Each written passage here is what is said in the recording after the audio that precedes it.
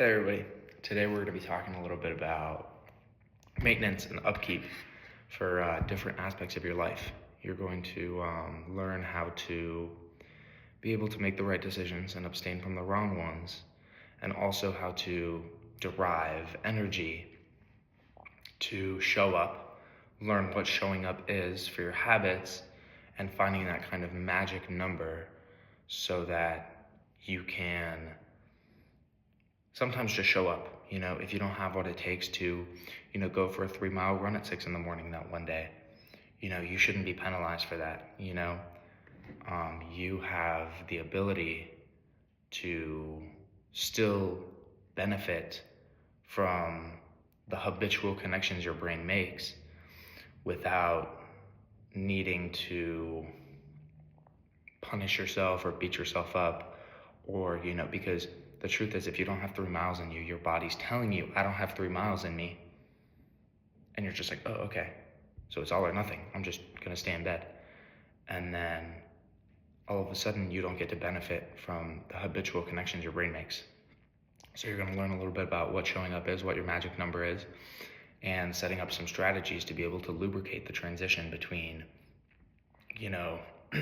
let me give it my all, let me push myself, let me just show up, and different levels of that, and just being able to develop those things within your own life experience and your relationships with your habits, which are eventually going to bring you up and elevate your life.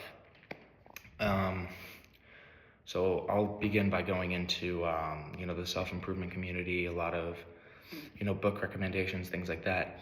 Everyone's telling you to read The Power of Habit, Atomic Habits, all these different books that talk about the science of habituality and how your brain is able to process and capitalize off of creating healthy habits. While I do think these books are fantastic, I personally, and this is just me, I found them to be pretty difficult to internalize and offered very limited and personalized strategy on how I can apply myself in my everyday life to lubricate the transition between, not doing anything, and because not doing something is doing something. The same way doing something is not doing something. So if you're going out, you're not prioritizing your sleep, right? And that's okay. You can do that. But you have to understand the implications of that, and you have to say, if I don't do this, then this, right? Not if I do this, then, maybe, you have to understand and specifically be able to state what it is you're prioritizing and how your actions will impact what you're prioritizing. And typically you want your actions to be centered around a set of habits that you are really towards developing. What does that mean? For example, if you just are one of those people that can't seem to get up on time. I grew up getting up at 6:15 in the morning every day. I've been doing it since I was like 5. So for me, that's never been a trouble. My circadian rhythm wakes me up at 6:15 no matter what. But say you're one of those people who can't get up in the morning. You have to create a habit where you're getting up before 7 a.m. And then what's your show up? Set an alarm for 6:58. Set 3 alarms, 6:15, 6:30, and 6:58. Right? That way you have 3 layers of net to catch yourself. Alarm goes off at 6:58, jump out of bed. And, you're up before 7, right? Your brain still gets that habitual connection, and you just did the show up. And then the next morning, you're like, okay, I'm going to get up at 6:30. And you can monitor these things and see, how often am I showing up? How often am I, making the conscious decision to not participate in this at all? And based off of that, you can make improvements every single day. And hopefully they'll work a way in your life where you're able to consistently maintain upkeep, right? But without having those tangible things to fall back on, it's snowball effects. And to prevent the snowball effect, you need your habits to lubricate it, if that makes sense. So if you think about it as a sand block and a kind of a wooden pendulum, and the sand block is rolling down the pendulum, right? You could either glaze the pendulum, make it super lubricated. I have a ton of friends who love to go out and drink. I have, a lot of people who skip the gym. I have all this junk food in my fridge. I shop, I don't shop organic. I don't do any of this, right? Those things are going to lubricate your way down, right? Because your habitual experience with yourself is negative. Or, you go shopping at this new store, you buy a bunch of crap, but your habits are telling you it doesn't come as much as much particular interest. The same way, if you're surrounded by people who are consistently eating healthy, who are consistently, making sure that they're making good contact with their habits, right? I'm not saying people who don't go out ever, people who are making good contact with their habits and are able to consistently develop themselves into somebody who thinks highly of themselves and who has a good relationship with their habits.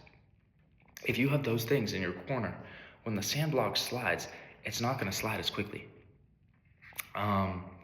It's not going to slide nearly as quickly. And that's not an invitation to, go screw around. But if you are placing your habits well, and I'm going to make another section on that, how do you make habits that are feasible and good for you to go out and push yourself and structure your own environment, right?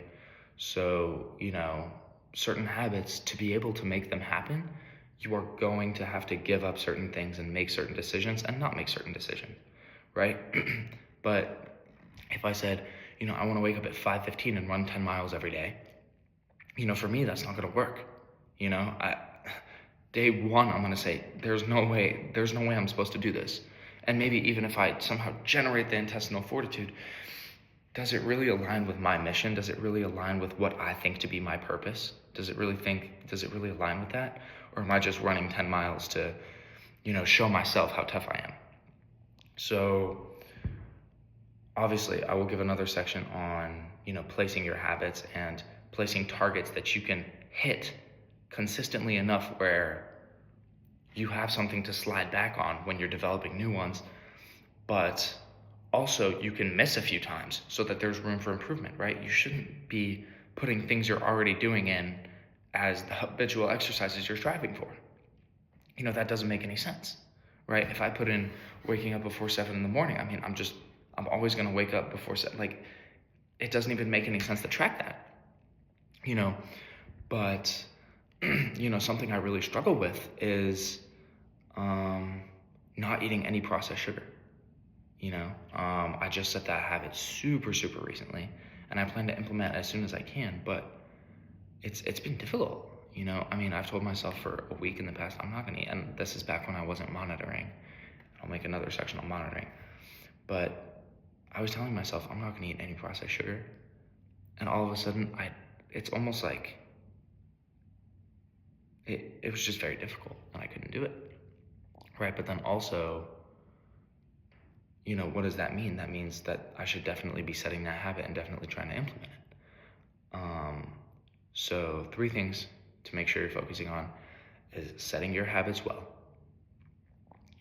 ensuring that, when I say setting your habits well, when you're developing a new habit, you want to go for your magic number is going to be anywhere from 60 to 75%. You should be able to complete this habit 60 to 75% of the time. And this would be a daily habit, 60 to 75%. That's a good, there's tons of room for improvement, but you're still, in the flow of it. You can tell you believe in it. So 60 to 75% is the magic number. Choose your habits well, 60 to 75%. Anywhere above 75%, you can keep it running in the background. If you're consistently doing this 80% of the time, you don't need to be putting all your focus into it.